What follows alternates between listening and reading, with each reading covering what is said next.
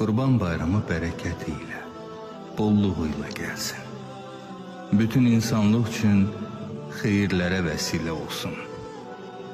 Bugün əllərinizi hər zamankindən daha çox açın. Ovucunuza mələklər gül qoysun. Ürəyiniz coşsun. Qurban bayramınız xeyirlərə vəsilə olsun.